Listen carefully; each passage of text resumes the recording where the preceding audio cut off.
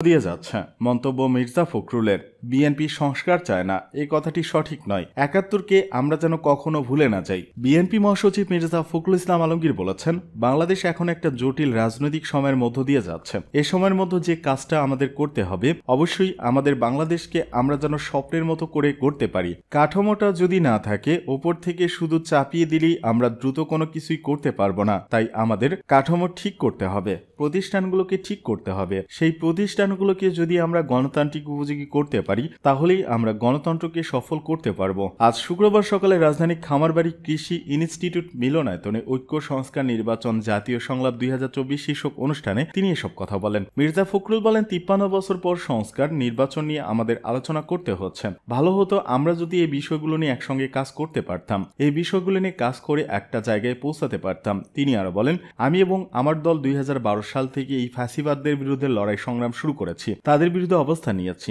সেই সময় অনেক রাজনৈতিক নেতাকে হত্যা করা হয়েছে, গুম করা হয়েছে, কারাগারে নেওয়া হয়েছে। আমার দলের ৬০ লাখ নেতাকর্মীর বিরুদ্ধে মিথ্যা মামলা দেওয়া হয়েছে। আমাদের ১৭০০ বেশি নেতাকর্মীকে গুম করে দেওয়া হয়েছে। প্রায় ২০,০০০ বেশি মানুষকে হত্যা করা হয়েছে।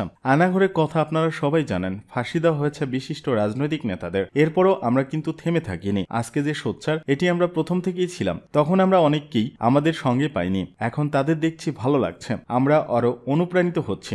মির্জা ফখরুল বলেন, সংস্কারের পক্ষে আমরা প্রথম থেকেই। তবে দুর্ভাগ্য, আমাদের কিছু কিছু বক্তৃতা এসেছে বিএনপি সংস্কার চায় না, এই কথাটি সঠিক নয়। প্রয়োজনীয় সংস্কার দ্রুত করে একটা সুষ্ঠু ও নিরপেক্ষ নির্বাচনে যেতে চাই আমরা নির্বাচনে কথা বলছি কেন? গণতান্ত্রিক ব্যবস্থায় যার জন্য নির্বাচন হচ্ছে প্রধান ফটক দরজা, আর এটা ডেমোক্রেসি। বিএনপি মহাসচিব বলেন, আমাদের প্রধান সমস্যা এদেশে গণতান্ত্রিক চর্চা হয়নি। এখানে যে সংস্কৃতি গড়ে ওঠেনি, সেই কালচার না থাকায় আমাদের বারবার বলতে হচ্ছে এই করতে হবে, ও করতে হবে, এইটা ডেমোক্রেসি, এইটা এভাবে যেতে হবে। ডেমোক্রেসি কিন্তু বারবার চর্চা প্র্যাকটিস ছাড়া গড়ে ওঠে না। হুট করে কোনো কিছু করা সম্ভব হবে না। উদাহরণ হিসেবে মির্জা ফখরুল বলেন, কেয়ারটেকার সরকারের অধীনে 3টি নির্বাচন হয়েছে, সেই 3টি নির্বাচনই গ্রহণযোগ্য হয়েছে, সেটি মানুষ গ্রহণ করেছে। তিনি বলেন, আমি কোনো রাজনৈতিক তাত্ত্বিক বা বিশেষজ্ঞ নই, আমি মাঠ থেকে রাজনীতি শুরু করেছি। আমি পৌরসভার চেয়ারম্যান থেকে এখানে এসেছি, তৃণমূল থেকে কাজ করে এ পর্যায়ে এসেছি।